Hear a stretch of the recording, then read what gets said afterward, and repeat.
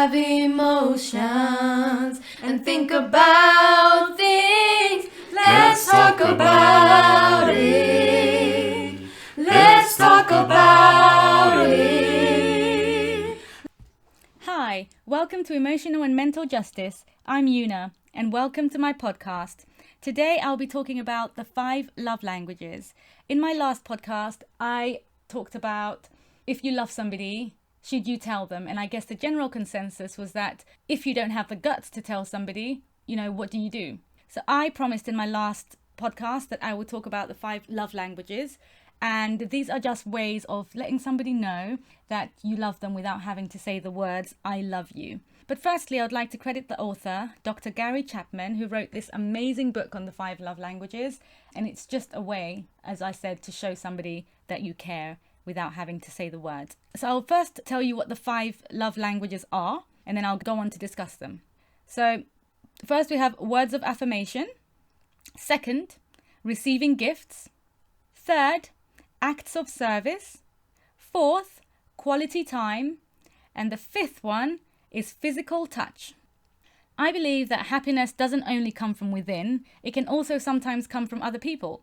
So this discussion today is just about finding ways to make someone you care about happy. I find that when I make somebody happy, it makes me happy too.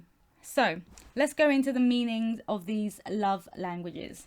I mentioned the first one, which was words of affirmation. So this is about using words to build up the other person. For example, if somebody was to say to you, whenever I'm around you, the days go so quick because we're having so much fun. This can make one feel valued and appreciated.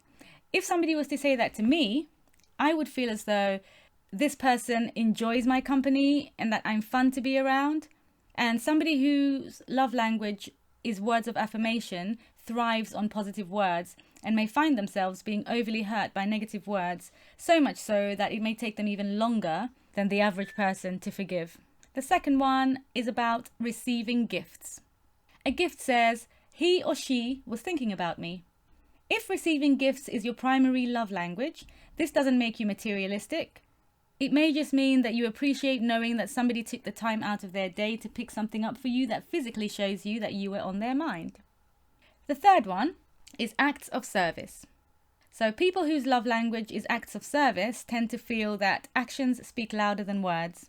This one is about doing something for the other person that you know that they would like. An example for me would be, let's say, telling me to put my feet up and pouring me a glass of Baileys or an Irish cream liqueur after work. Then if somebody did that for me, I would know that they did this act with my ultimate happiness in mind. However, actions out of obligation or with a negative tone are something entirely different. An example of that would be if someone says, oh babe, I'm really tired, could you please pour me a glass of Baileys? And then babe says, oh, don't be so lazy, the kitchen is just over there. Then the person says, oh, but babe, go on, please, I'm knackered. Babe says, oh, for goodness sake, fine, I'll do it, but don't say I never do anything for you. In babe's mind, they've probably done their good deed for you for the entire year. But in your mind, they are selfish and couldn't give a damn about making you happy. And that is a massive fail. So the 4th one is quality time. This quality time is my primary love language, and hence I'm excited to talk about it. You may have heard the change in my tone. Okay, so quality time. It's about giving the other person your undivided attention.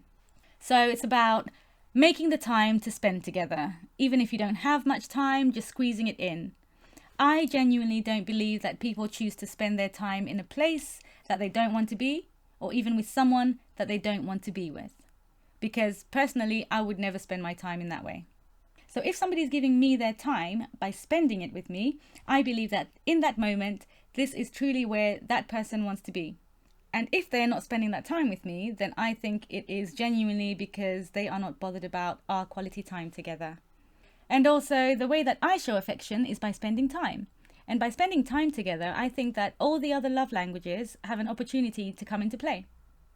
Recently, someone I care very much about said this to me. I want to do what you want to do. And if you want to stay here, I'll stay with you. And if you want to go and join everyone else, I'll come with you. And that, that made me very happy because they spoke my love language and they opted for quality time. Number 5, physical touch. Holding hands, hugging, kissing, sexual intercourse, all these are expressions of love. And some people just need intimacy to feel valued.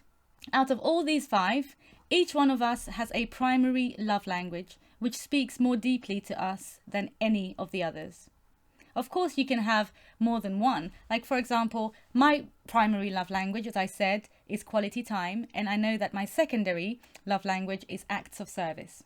So discovering each other's love language and speaking it regularly is probably the best way to connect and to keep the fire burning. It's not always that we speak the same love language as our significant other, for example, because everybody is different. And in many situations, opposites attract. We tend to speak our own love language and we wonder why that other person does not respond in the way that we hoped that they would. The reason could be as simple as that on a romantic and emotional level, they just did not understand you. An example of that could be that if I were to express my love to my partner by doing things for him all the time, when actually what he really wants and needs from me is just my physical touch.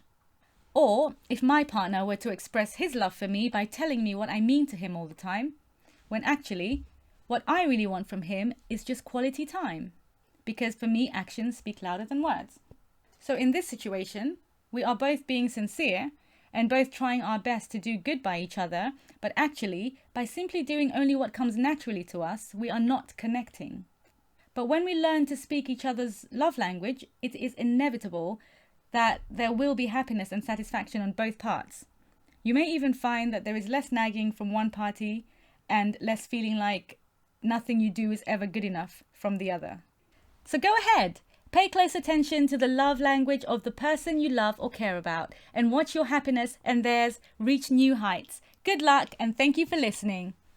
We all have emotions and think about things. Let's talk about